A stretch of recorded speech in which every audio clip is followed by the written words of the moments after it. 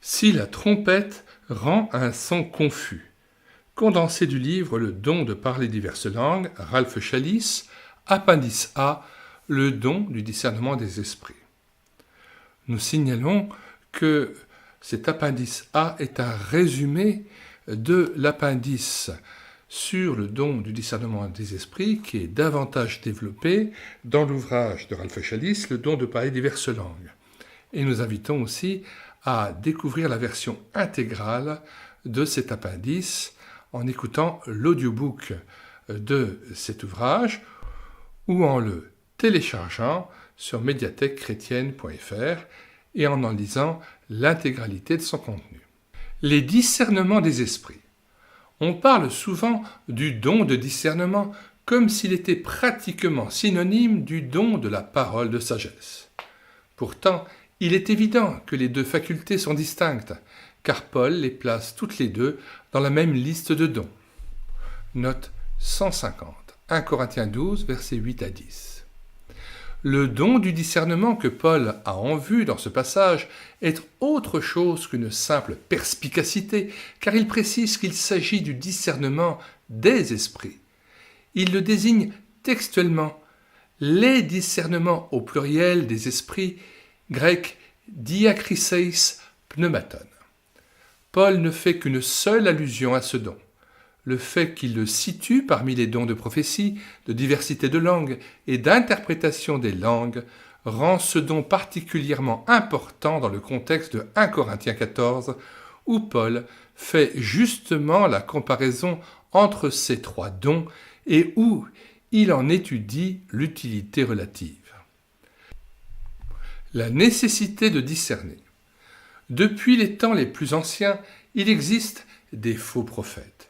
C'est pourquoi Paul insiste pour que ceux, en grec le reste, les autres, qui écoutent la parole jugent de ce qui est dit, le verbe grec étant diakrinein, qui signifie précisément discerner, faire une distinction, examiner, décider, juger. 1 Corinthiens 14, verset 29.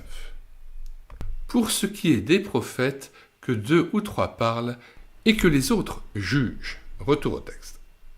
Mais alors, si la parole d'un prophète doit être contrôlée par ceux qui l'entendent, à combien plus forte raison une parole en langue inconnue doit-elle être examinée, scrutée, sondée, éprouvée.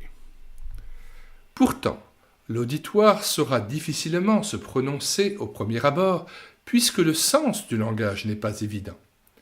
Même s'il est accompagné d'une interprétation entre guillemets, l'Assemblée a cependant le devoir de discerner, d'examiner, de décider de l'origine et de la valeur, non seulement de la langue, mais également de l'interprétation.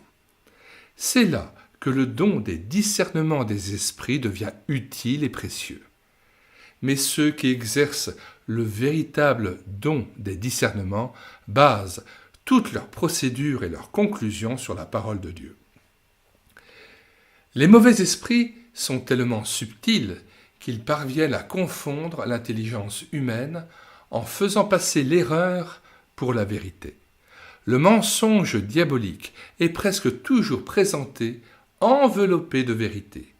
Nous ne devons pas oublier que Satan lui-même a eu l'audace de chercher à confondre le Fils de Dieu en personne en lui citant la parole de Dieu dans le désert.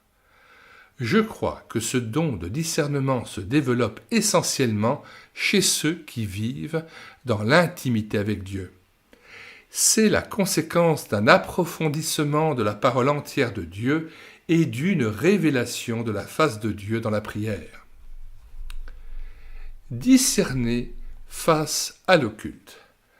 À présent, une forte proportion des personnes que nous avons évangélisées en Europe, surtout les plus jeunes, et sans parler des pays africains et asiatiques, semblent avoir été, consciemment ou non, en rapport avec le monde occulte. Il ne suffit pas toujours de prêcher la vérité à ces personnes. Tout en étant convaincus, celles-ci sont parfois incapables de faire le pas décisif. Elles sont retenues par des puissances invisibles qui contrôlent leur volonté. Elles ont besoin d'être aidées et délivrées, surtout par la prière efficace d'un ou de plusieurs croyants disciples du Seigneur Jésus, pour être enfin délivrées de leurs chaînes invisibles. Ce livre n'étant pas concerné par la question de l'exorcisme, je me contente ici de souligner l'importance du discernement des esprits et du don particulier que Dieu accorde dans ce but. Nous ouvrons là une parenthèse importante. Pour ce qui est de l'exorcisme des esprits malins et des faux esprits se cachant derrière le parler en langue, nous vous invitons chaleureusement à télécharger l'ouvrage de Georges Birch intitulé « Le ministère de délivrance » que nous avons traduit pour vous et lu intégralement sur notre chaîne YouTube à l'écouter sa parole. Vous pouvez le télécharger aussi gratuitement sur notre site internet médiathèque-chrétienne.fr. Retour au texte. L'ignorance des Écritures provoque un peu partout la confusion des idées. Quand, au milieu de ce fatras, apparaissent des personnes insistant sur la parole inintelligible, nous sommes en droit de demander à Dieu une lumière pour éclairer nos ténèbres, une véritable action du Saint-Esprit nous permettant de faire une distinction absolue entre les vrais dons et les faux. Pour être pratique, le sujet du présent ouvrage étant le don de parler diverses langues, c'est surtout dans ce contexte que nous avons à prendre en considération le don des discernements des esprits. Voici quelques-unes des caractéristiques des faux esprits de langue. L'Esprit de Dieu s'accorde avec la parole de Dieu qui est la sienne. Tout esprit d'insoumission qui conteste l'autorité de l'Écriture ou qui s'élève en autorité parallèle ou supérieure à l'Écriture est manifestement faux. Dieu nous ordonne d'éprouver les esprits. 1 Jean 4, versets 1 à 3 que nous lisons. Bien-aimés, n'ajoutez pas foi à tout esprit, mais éprouvez les esprits pour savoir s'ils sont de Dieu. Car plusieurs faux prophètes sont venus dans le monde. Reconnaissez à ceux-ci l'Esprit de Dieu. Tout esprit qui confesse Jésus-Christ venu en chair est de Dieu. Et tout esprit qui ne confesse pas Jésus n'est pas de Dieu, c'est celui de l'Antéchrist, dont vous avez appris la venue et qui maintenant est déjà dans le monde. Fin de citation et retour au texte. Un refus devant ce commandement, c'est-à-dire le commandement d'éprouver les esprits. Un refus devant ce commandement explicite est donc immédiatement suspect. L'Esprit de Dieu lui-même demande d'être mis à l'épreuve sur la base de sa propre parole. Malachie 3, 10. Naturellement, ce n'est pas en s'adressant à n'importe qui que l'on peut obtenir le secours de Dieu. Un homme qui n'est pas au clair sur ces questions et qui n'est pas lui-même soumis à l'autorité des Écritures saintes n'est pas en mesure d'apporter une aide. Au contraire, il ne peut qu'ajouter à la confusion. Je connais un cas particulièrement tragique de ce genre.